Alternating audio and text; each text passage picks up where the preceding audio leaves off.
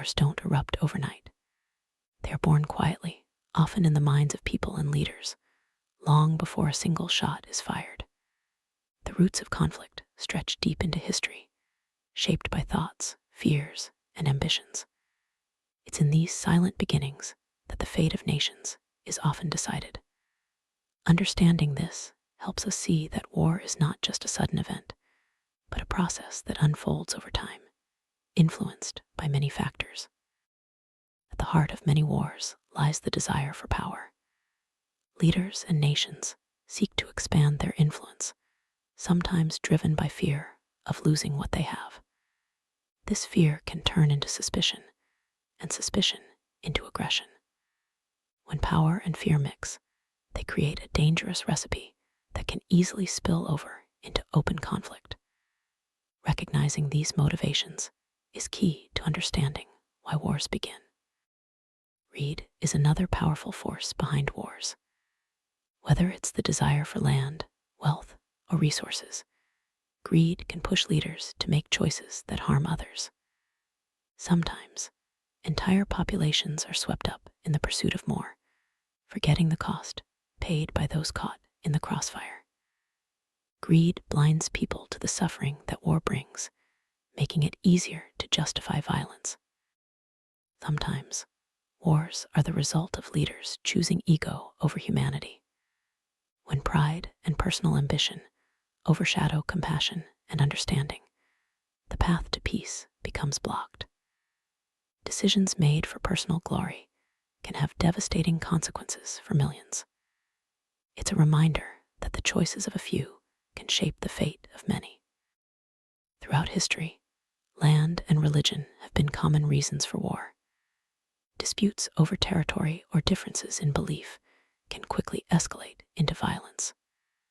These conflicts are often deeply emotional, tied to identity and belonging. When people feel their home or faith is threatened, they may support actions they would otherwise reject. Control over resources like oil, water, or minerals has sparked many wars.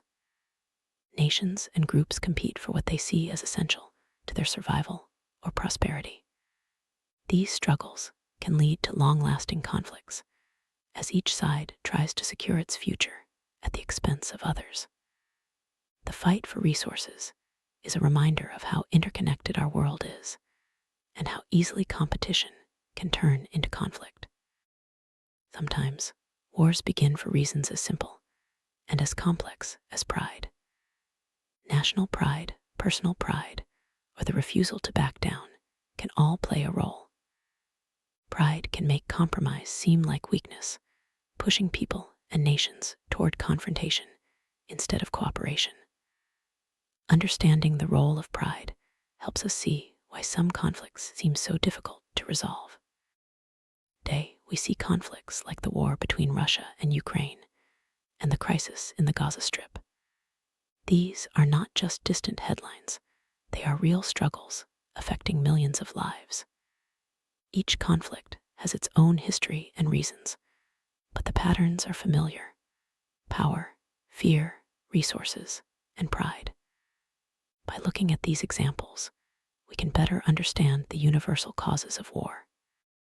In every war, one thing remains constant: innocent people suffer.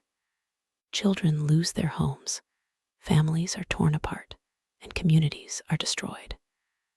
The true cost of war is not measured in territory gained or lost, but in the lives forever changed.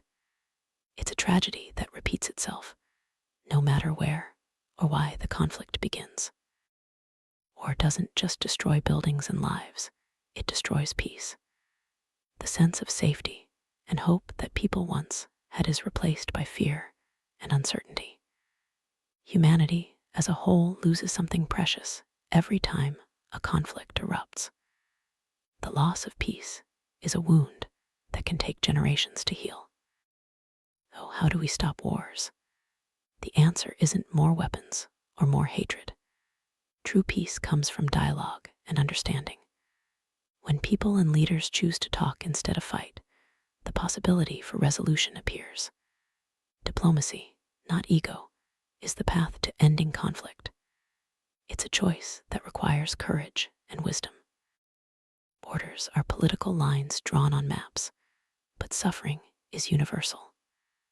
When leaders remember that the pain of war is felt by real people, not just nations, the path to peace becomes clearer. Compassion and empathy can bridge the divides that politics create. It's a reminder that our shared humanity matters more than any border. This is where the wisdom of Gautama Buddha becomes especially powerful. Buddha taught that hatred cannot end hatred, only love can do that. His message is timeless. Peace begins within each of us. By choosing love and compassion over anger and revenge, we can break the cycle of conflict. It's a lesson that remains as relevant today as it was centuries ago. A peaceful world begins with peaceful minds. When we cultivate peace inside ourselves, it shapes our words and actions.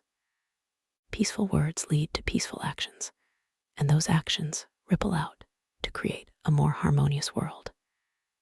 Each of us has the power to choose compassion and understanding, starting a chain reaction that can change the world.